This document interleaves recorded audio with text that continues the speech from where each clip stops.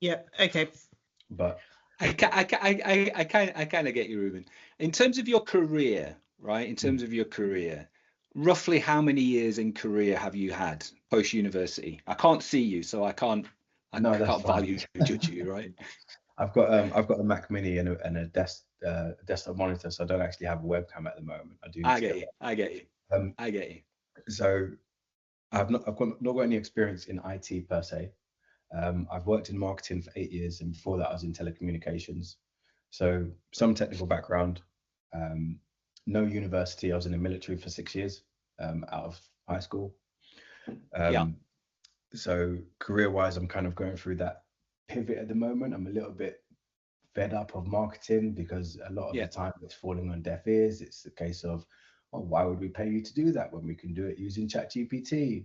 Versus when it comes to compliance and risk, it's very black and white. If you don't do this, these are the consequences. So starting to kind of make that transition now before it gets to a point where I'm left there wondering, maybe I should have made this decision a few years ago. Yeah. That makes sense. That makes sense. I think from my perspective, you're too early in your career to engage on a client, right? You're looking at a band playing at Wembley and thinking, I want to play guitar. You've done a couple of onlines, you can do a couple of easy G, easy C, you can do a couple of chords, you're about to step out on stage and you're like, oh my God, how do the drums work? How does the singer work? How do I synchronize? There is a lot of information that you're missing in terms of the earliness of your career. I do a video. I've tutored and mentored, hundreds and hundreds of consultants. I had a consultancy business prior to what I do now, and I built that consultancy business. And I brought people in, and I brought them fresh. But it's a long journey, right? You've got a long period of 6 to 9 months before you would ever put somebody on client, ideally mirroring, and then going through formal training. So you've started the first step. My wider advice would be to try and find a role and to try and find a company that will take you on in a junior, to be humble in terms of your aspirations, in terms of what your salary expectations are, and take it as a learning opportunity. You need to be in a position where you're mirroring somebody who has done this day in, day out. You're mirroring them, you're working with them, you're doing I always use it like when you start any job, you start as an apprentice, right? You've got to make the tea. If you're in a hairdresser's, you've got to sweep up the head, right? You're gonna have to go through those learnings before you jump to the level that you're at, and gain many pieces of information and knowledge that you can draw on to make the choices and decisions that you've got. Now, I can answer. I'm not waffling and saying I can't answer it. I can answer it, but this is going to be one question in a million you're going to have, because you're just going to keep bumping into these questions time and time again. So for me, I have a video on my YouTube, how to break into the industry. It was an interview I did with somebody a couple of years ago, and she was trying to break into the industry, and I went through how I bring consultants on board. I talk in there about you doing the right thing, getting the lead implementer, definitely lead auditor. But ISO 27001 is an information security risk management system. It's a management system. It's governance, risk, and compliance. It sits above information security. It isn't about driving information security. It's about driving management and risk. So there's a fundamental mind shift change for security professionals, let alone IT professionals, let alone people from marketing, right? So you're going to do that, absolutely. Then you're going to look at foundation training like CISSP. You want to be having a look at understanding why CISP. CISP is a very broad, very shallow, we call it shallow but broad, right? It covers a lot of topics, but it gives you that foundation knowledge. Now, I encourage consultants and people that work with me to get that off their own back, to pay for it themselves, because it gives them the motivation, and to learn it themselves, rather than going on a training course that will teach you how to pass the course, but not teach you the knowledge. So you need the fundamental knowledge of what information security is in its broadest form. It covers technical people, it covers everything. What I would say on the back of that, there is an easier version of that is nice to have, called CISM, Information Security Management. I think I'm doing that at the moment. There you go, Holly. There you go. It's not a hard one to pass, but again, what is it doing? It's giving us terminology, it's giving us concepts, it's giving understanding of common language, and it's building into the picture as I layer on my CISP and I layer on my ISO 27001. It's giving me that wider knowledge. What I also suggest and always have my consultants and people that I mentor go for is CISA, C-I-S-A. It's an ISACA qualification. Now, why would I say CISA? CISA covers the basic principles of information security auditing, right? And a lot of the job of a consultant, a lot of the job of a CISO or people in our industry is auditing other people's work. So we're explaining to them, this is what we want you to do, then we're going to audit them. Anecdotally, the reason I went for it way back in the day was I was being audited by BSI auditors, internal audit. I used to work at a large bank, and I didn't know what they were looking for. So I like know your enemy, right? So I learned their profession. I'm like, I am learning what you know. So I know when you're telling me something that is not true. Now, what will happen is when you go through your 27001 external audit, a lot of the auditors that audit companies as accredited auditors, and no disrespect, Ruben, they will be at the same level of experience as you. So what can happen is with an external auditor, they can misinterpret the standard, they can overstep the mark of what it is that they're doing, or they can say things that are just not true. And my job as a consultant when I work with the client is to be able to protect my client and call that out. When they do that is to call that out. So what Holly will do is through gaining the knowledge and through going through these certifications, she will know what they know and she can do exactly the same.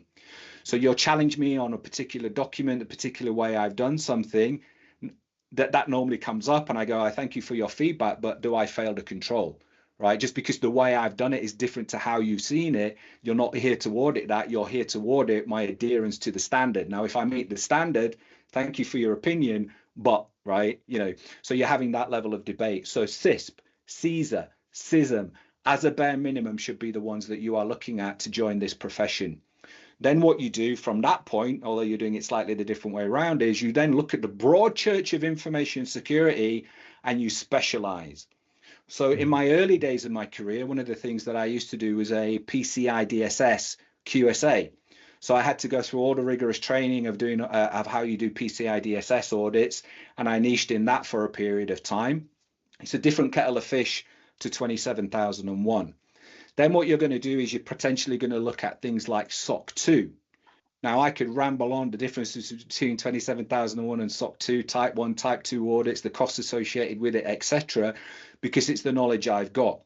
But you need to gain that level of knowledge. So again, when you're talking to the marketing company in the US, for example, and they're saying, we failed because, you know, we don't have a SOC 2 report is normally the case. Then I can argue back and say, yes, but you've got 27001, they're fundamentally the same, blah, blah, blah. So you can help and provide some very good value and guidance to your clients on that route as well. So I've gone a long way around it to just to give you some high levels about how I would approach it that would give you the knowledge to be able to do what you're doing. Now, do the training, get the fundamental foundation information that you need. CISP, CISA, CISM, 27001 is fine. Look at consultancy organizations, see if there are any consultancy organizations that have entry-level programs and they are worth their weight in gold, right? Mirroring somebody at my standard who's been doing it, that's where you need to be. You can't do this alone. You can't play guitar on your own. Yeah, certified cyber, yeah. I mean, to be fair, it's such a long time ago since I did it. It's such a long time ago since I did it that there are many of these. It's a nice little introduction, and if you're trying to get entry-level jobs, it's a good one that, you know, if you're not wanting to shell out like $3,000 for a CISM, you know, it's sort of a good one to start, give you an idea. Perfect. No, thanks, guys. I really appreciate that. It's funny you actually mentioned about getting the experience, because one of the requirements when I completed the exam was, in order to get the full certification, there is a experience requirement of 200 hours or 1 year. So my thought process was, which is evidently wrong, was if I can't get the experience from somewhere else, I need to make it. But you've obviously highlighted, why do that when you can literally essentially just work with somebody who has been doing this for a long time, so you do it the right way. Definitely. Now, what you might do, and I'm not saying that it will work, but you might reach out to people and offer to do like an internship or do it for free, right?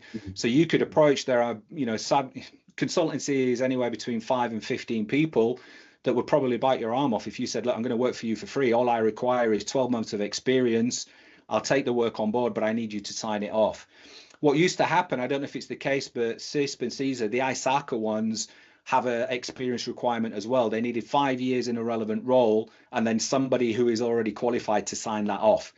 So yeah, for me, I used to work in a bank, and that was easy. I've been working there forever, so I understand your challenges.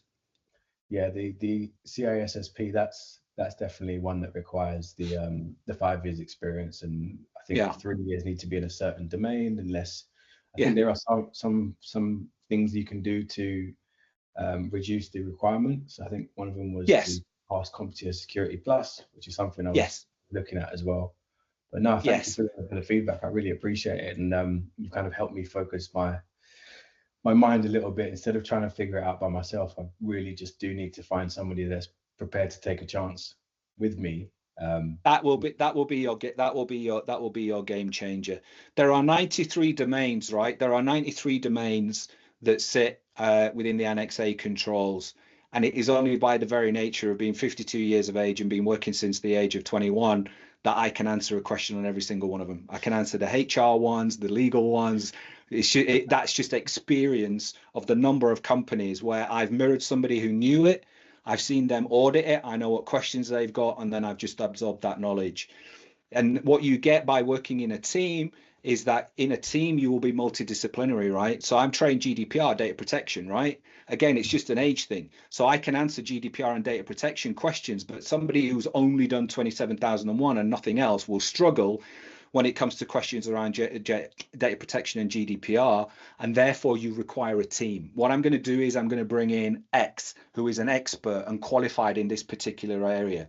If it's network security, I don't know network security. I work with these 3 partners, and these 3 partners for you are probably going to be best positioned to answer your technical question around network security. And you build up your wider network, right? You build up your wider network so that you can refer people and bring other people in where you need that help. So I've rambled on and I've rambled on, but hopefully I've given you some guidance and some advices today that help. No, definitely. Because even there, when you was tapping on like network security, that was something that I was thinking, okay, do I need to be, competent at understanding, ports and ranges, IP ranges, all that kind of stuff, which I've dabbled in like surface level, but I have no real interest in becoming a network master. But I would like to be able to, understand what it is that they're talking about. And that's fine, and you build that knowledge over time, right? But when we're doing internal audit, when we're doing our job, and what an external auditor is, you're just being a smart ass, right? That's all you're doing, right? You're being as an annoying smart ass as you can. And what you're saying is, even though I don't understand your job, show me. So the first thing you say to them is, right, show me your network diagram, right? And just play dumb, right? Oh, your network diagram, it's got no version control on it, it's got no classification on it. Okay, that failed. Talk me through it. How does this work? Okay, now log in to whatever system you've got and show me that port is disabled. Get them to show you it. And then you go, oh, that port isn't disabled, is it? A good one is like log in and show me the global admins, whatever the system is. Pick a system, CRM. Log in, show me the global admins. And then you go, right, who's that? Oh, they left 3 months ago. Okay, fail. Who's that person there? Oh, that's a service account from this company that logs in every now and again. Okay, fail. Who's this one? Oh, it's a shared account. We all log into that one. Okay, fail. Like, you just be a smart ass. You're looking at what's presented to you and you're asking questions around it. And if the person can justify it and you get confidence, as a rule, you'll be okay. But if they can't, or they're stumbling, or they go, oh, I'll give you another one, right? I give you tips when I go through my toolkit. And I always say like tips on when you're doing the audit. Like the night before the audit, everybody that's going to get audited, the night before the audit, whoever, get your IT team and go through and make sure the machines are patched. I guarantee, right, you leave on Friday, you're audited on Monday, you go on to your audit. The auditor then says, right, share your screen with me. Go into your patching status. 15 patches unapplied. Why is that? And then you're like, I don't know. Did it happen over the weekend? You should know. You should be managing it, right? My confident answer is these patches dropped over the weekend. They dropped into our normal process. They'll be resolved by the end of the week. I can log into the system here and show you that the patches are pending. Job done, right? Don't let them catch you on the back foot. Patching on devices will get you. Antivirus, that is an absolute nightmare. Show me your screen. Show me antivirus is working. Either the user has disabled it because they work in software development and they don't like it, or they're an admin and they've turned it off, right? Or that the definition files aren't up to date. Being a smart ass, right? Let me look at your trash bin. Open up your trash bin. What's that there? confidential.exe. I thought you said you don't allow applications to be downloaded on your systems. Why is there a .exe in your trash bin? Why is all the payroll data in your recycle bin? Right? Clear it out. Desktop, clear your desktop down, right? All these little shortcuts that you've got linked to confidential HR data, get rid of it. Clean. And you do that the night before, right, to make your life easier. Physical security is exactly the same.